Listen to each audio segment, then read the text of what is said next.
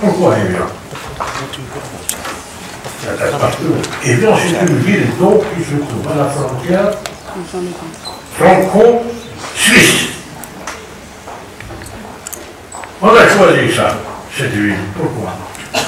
Parce que l'Algérie, le gouvernement provisoire, exigeait que les négociations se tiennent sur un terrain neutre.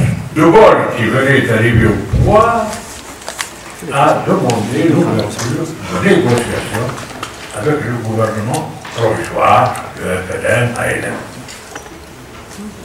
Et on savait que les choses n'étaient pas encore mûres. Mais le gouvernement provisoire a accepté d'envoyer une délégation pour discuter avec les représentants de la France. Ils les ont amenés à Melun. Et à Melun, l'hélicoptère est descendu dans la cour de la préfecture et on les a enfermés dans la préfecture.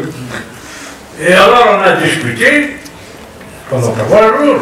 Mais c'était des discussions qui n'étaient pas très utiles.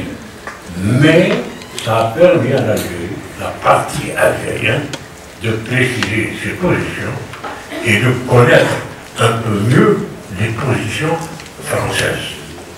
Mais le fait qu'ils y étaient enfermés a fait qu'on ne pouvait pas contacter, on ne pouvait pas avoir le contact avec l'opinion publique, avec la presse française et internationale.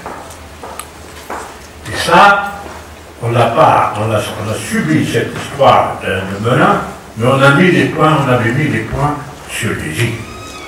Nos délégués, Boumengel, ont posé la question à Roger Boris, qui était le chef de la délégation française à Melun. Il a dit, De Gaulle a parlé de l'Algérie algérienne. Est-ce que vous pouvez nous expliquer qu'est-ce que c'est l'Algérie algérienne? Alors, M. Boris a répondu. L'Algérie algérienne, c'est comme on dit, la Bretagne bretonnante ou la Normandie normande. Alors là, je dis, on a compris. On ne voulait pas négocier. De Gaulle voulait simplement qu'on jette les armes.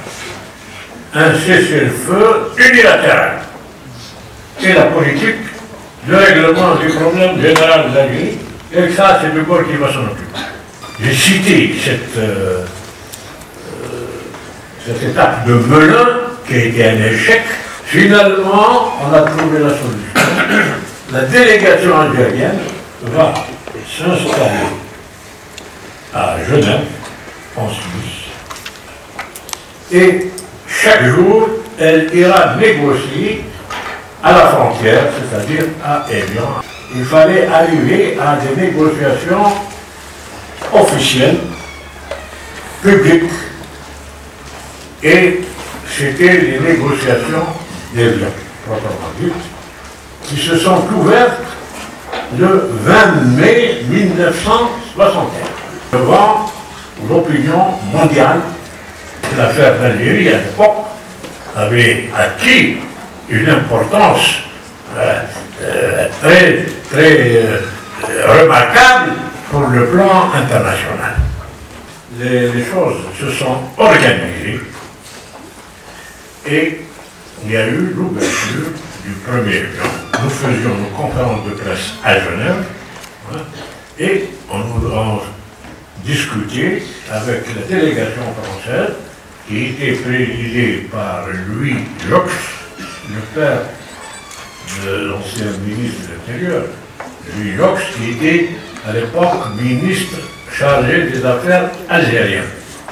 La discussion a poursuivi jusqu'au 13 juin 1961. À partir de là, nous avons eu dans les accords de développement, la déclaration générale des accords que nous avions nous-mêmes rédigée et qui reconnaît à l'Algérie son indépendance, le droit de choisir son régime intérieur, d'avoir sa diplomatie, d'avoir tous les attributs de la souveraineté à notre époque.